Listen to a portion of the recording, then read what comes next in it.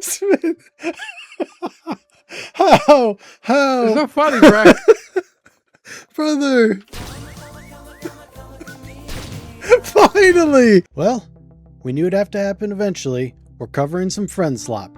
Hey everyone, Johnny here, and I'm joined by Smith. And today on Best with a Buddy, we'll be checking out Meccha Chameleon.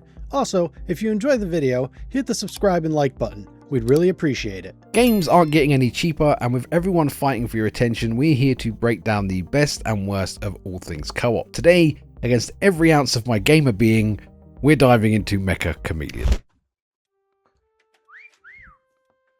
The fucking whistling is coming from every direction. Is that you? Yeah, of course it's me, bro. Meccha Chameleon is a friend slop hide-and-seek game with a creative twist. Instead of the typical prop hunt style, you use a variety of different painting techniques to hide in plain sight. Think of the paint as camouflage. You basically use it to blend in with whatever your surrounding is. That can be a wall, a pipe, a chair, hidden underneath a board, whatever. But if you get found and you get killed, you then become a hunter, and then you have to team up with the other hunters to try and find all the people that are hiding. This is like an execution, man. This is where we check our co-op board for the game, breaking down the key facts as quickly as possible so you know what's coming before you dive in. This is more of a multiplayer game than a co-op type of game, so some of these aren't going to be too serious, but we'll go through them real quick. Co-op is online only. This is an online multiplayer session-based game. It's more multiplayer than co-op. The shared progression, there is no progression for either player, so there is nothing to share. The accessibility average on this one, it is only on a single platform, but it is very accessible. It is cheap, like $5 pretty much everywhere, and it can support up to 20 odd players. The time to co-op is immediate. As soon as you and your friend get the game, you can jump straight in. No tutorial, no lengthy unlocks, nothing like that. This isn't an always online game with any servers or anything like that, so no worries there. And there are no restrictions when you are playing co-op with a friend. It's the same as playing any other mode. Are you still alive, brother? Just like as soon as someone walks into this room, I'm Okay. like, Gotcha. Despite what Smith said earlier, there are some things to love about Meccha Chameleon, and one of those things is the price. No one's going to argue with paying $5 for a game that you get a night or two of fun out of. And this game is super cheap. It's basically worth the price of entry because of what you're going to experience. I really don't think there's anything else quite like it. Yeah, there are hide and seek games, but the way this game implements it, for $5, I'm just saying it's definitely worth the price of entry. yeah, I can't really argue that. The price is solid, and the concept itself is actually really cool. I've not really been a big prop hunt kind of game. I think we're kind of 15, 20 years over the typical demographic for those kind of games. But the concept of sort of hiding yourself, painting yourself, and sort of trying to blend in with your environment is really quite cool. And there's definitely, even someone who's not a big fan of the genre, there was definitely some laugh out loud moments when people were just hiding right in front of your face and you missed them. So I think if you do like this kind of game, I think it's one of the better ones in this genre. So it's definitely worth looking at.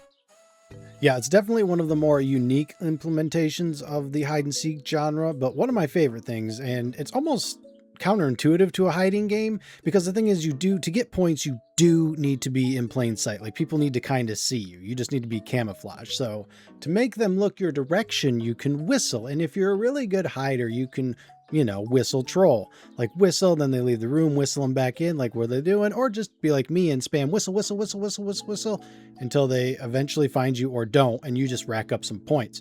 I like simple things, and I like being a troll. This game allows you to troll very easily. Jeffy! Jeffy!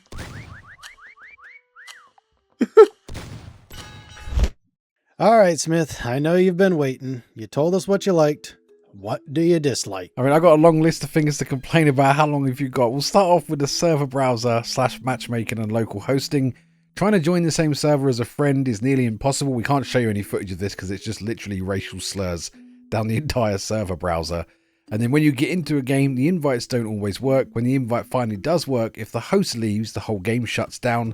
It is all locally hosted, so if the host isn't aware of how this kind of stuff works, and he pumps up 15, 20 players in the lobby and doesn't have a decent enough PC or internet connection, the whole game runs like absolute crap. So it's very feels like it's held together by duct tape, so it definitely needs some improvements there. And that's just one of many things. What about you, Johnny? What are you not liking so far? Well, I agree with the whole host thing, because the other thing, the host gets to choose the map. And there are custom maps, which in theory would be cool. We got to play in like a Halo map, a Counter-Strike map, Modern Warfare 2 terminal map. but they're so big. There's just not enough players. So like we had like 12 players, I think, maybe even close to 20.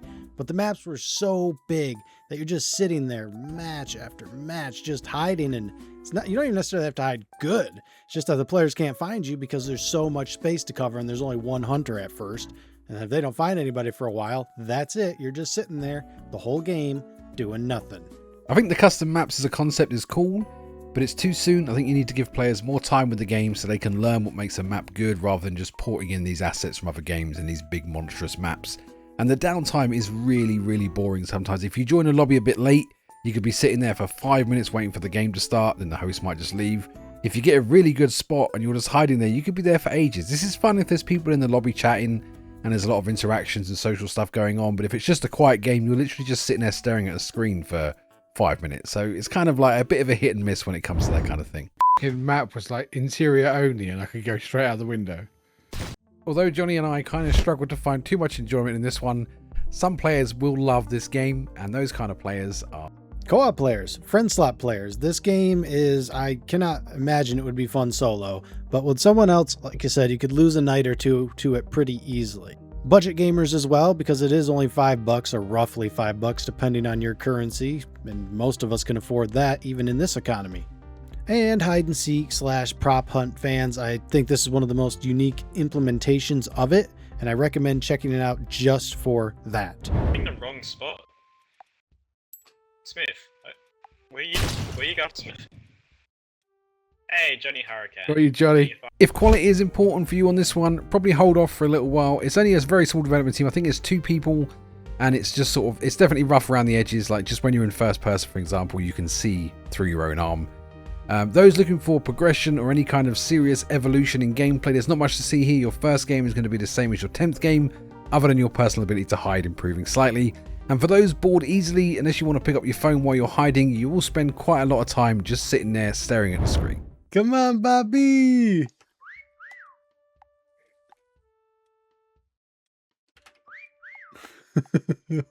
So with everything said and done, we've given you our likes and our dislikes. Johnny, what's your final score? How much fun did you have in Meccha Chameleon? I'm gonna give it a B. I think it's gonna be, for some people that really like painting and really like trolling other players, I think this could be something that they stick with for at least a couple weeks. And again, that price, man, $5. Your PC doesn't have to be crazy, and it's co-op. So basically you and a buddy gotta spend $5 each and you can play for as long as you want. B, really solid. Not for me, but B. What about you, Smith? How much fun did you have playing Meccha Chameleon? I think for this one, I'm sitting on a C+.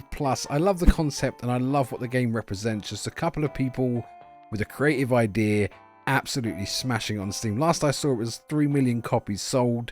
And I just love that there is still space in this industry for people that aren't just massive AAA conglomerates to come out with a great idea, smash it, make a ton of money, and hopefully make some more games. It's not for me, but I think it'll be for some people out there for sure. 3 million at least, obviously. All right, there you have it. While it is not for us, we both agree that it is going to be for some of you, and I'm going to go ahead and say it. For $5, if you got nothing going on this weekend, might as well check it out. Anyways, that'll do it for this Best with a Buddy. If you got information, you liked what you saw, all that business, hit the like, comment, subscribe, and we'll see you guys in the next video. Later, Gators. Thanks for watching, guys. Catch you in the next one.